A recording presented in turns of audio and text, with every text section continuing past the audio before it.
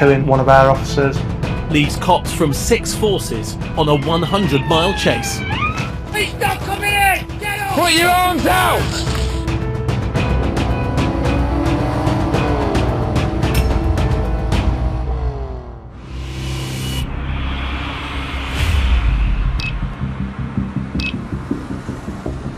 From an 8 South Mobiles, be aware we've had a stolen vehicle hit the ANPR cameras southbound on the motorway.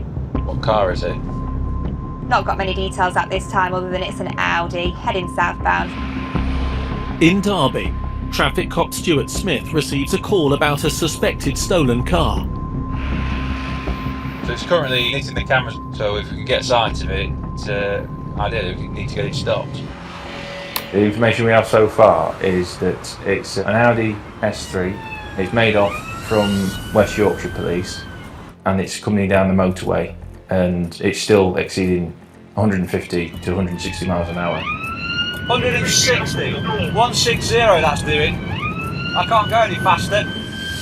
It's just Tango Sierra 4. Stuart joins Sergeant Scott Riley to form a blockade on the M1. Outbound vehicle pursuit, advanced feedback train. I'm between lanes 1 and 2, Sergeant's between lanes 3 and 4, and we've got a small build-up of traffic behind us. Oh, dear me, here we go. The Audi speeds past Stuart up the hard shoulder. The R8 is medium, advanced vehicle, T-back train. From pursuit, still got visual of the vehicle. It's lane 2, speed is 165. Traffic is still light, still got a few heavies in lane 1. The subject vehicle is lane 3 and lane 2. The assumption is the car's stolen, it's going to be involved in some high-value thefts. It's usually the car of choice for people that steal ATM machines or high-value robberies. So we're thinking this is going to be a big job. Still, speed is 165. As Stuart plays catch-up, Still lane 3, still southbound motorway, the R8 medium. ahead, colleagues including traffic cop Jason Potts prepare another roadblock.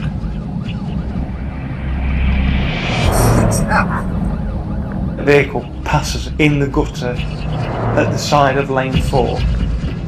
I just don't know how it hasn't just sent it careering off into one of the walls. I can't believe how close they were to killing one of our officers.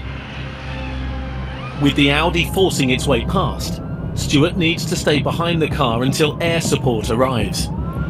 Yeah, 460, we got a visual.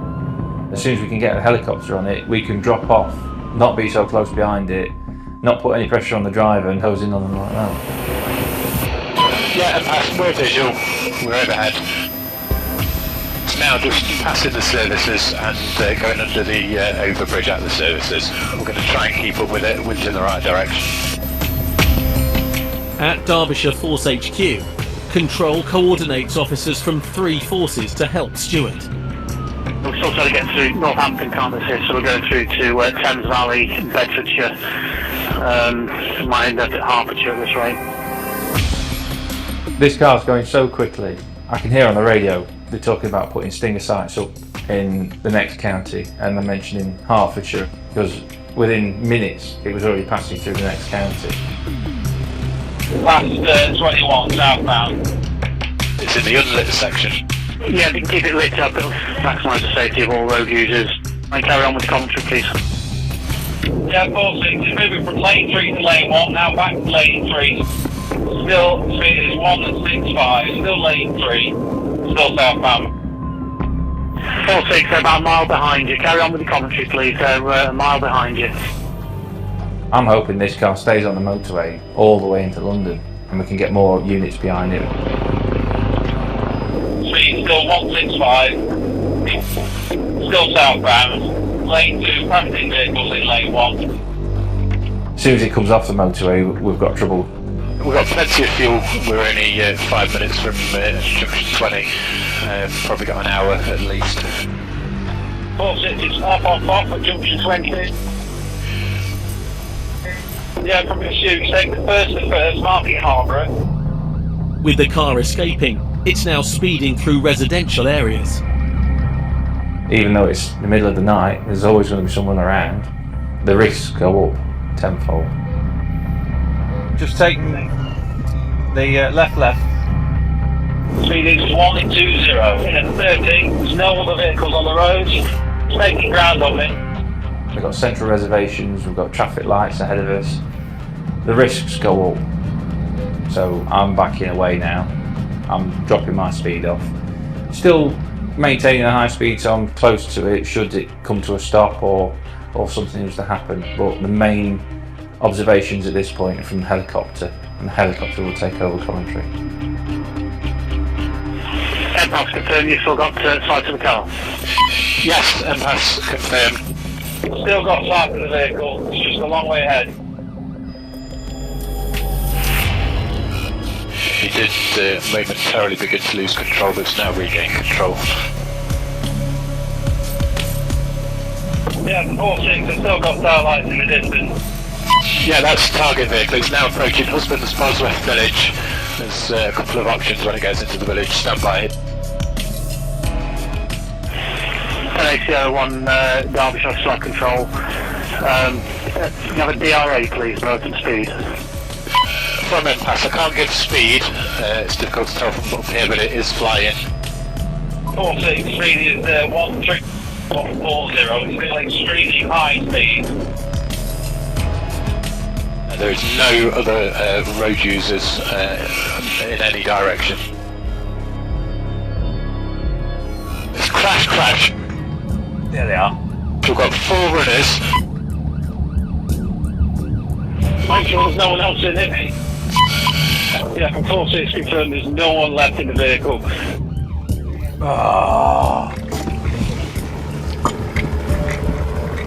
As Stuart chases on foot, the helicopter tracks the runners with thermal cameras. We're just going into a garden in Paddingworth. I know that they don't know where they are. I'm in the dark a little bit. I'm in Leicestershire now. This is a different county. I've never been here before. So I'm running into the unknown. With other units now arriving, Stuart helps coordinate officers on the ground. If we can get cops around that U-shaped road, around the back of the church. We've got them locked in quite tightly. Is there a dog on this tall group? Yes. As soon as you've got a helicopter, you may as well just stop. There's no chance of getting away from a helicopter. Especially with the thermal imaging, even through trees. You can even see where you've been with the heat signatures that you leave on the ground. There's no escaping. They're hiding at the back of the church or trying to. There's a little shed. Looks like they're going to try and break into it to hide. The subjects are on the move, they're sneaking out. There were 5 of them, the last one, we've got 4 inside. We need to know where that is. 2 cops on the road, just to your left. There they are, look. Walking towards you now, on Station Road. That's them. Place your hands in small of your back now! I went and arrested every person. Some of them were a bit lippy towards me. It was just like we were putting them out. The 4 suspects are all teenagers. We've got 4 detained, they're outstanding.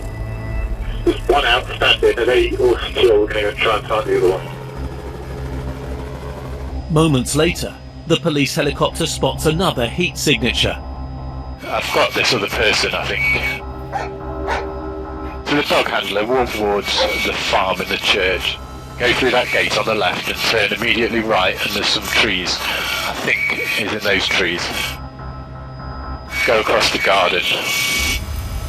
Is there a fence? Is it a separate garden? Go across that fence. The heat source we saw in the trees is those trees just to your right. Please stop coming in! Get off! Put your arms out! 6-1 detained. Right, listen, you make any sort of movements, mate. With all 5 suspects, including a 19-year-old driver, now under arrest, they'll be taken back to Derbyshire for questioning. So, The driver, he looked marginally shocked, but I don't think the gravity of what he'd done and the risks he'd been involved in had sunk in at all. He had no idea how close to death he was. He didn't see the reasons why we were arresting him. He didn't understand or seem to think it was that much of a bigger deal. It was immature. That's fine. Well done. I knew it was something. Good job.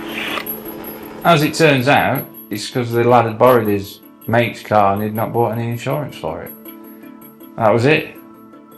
All that over no insurance. Absolutely ridiculous. The lives he put at risk, all these occupants himself. He could have wiped every occupant of that car out in seconds just because he didn't want a £200 fine with his car seizing.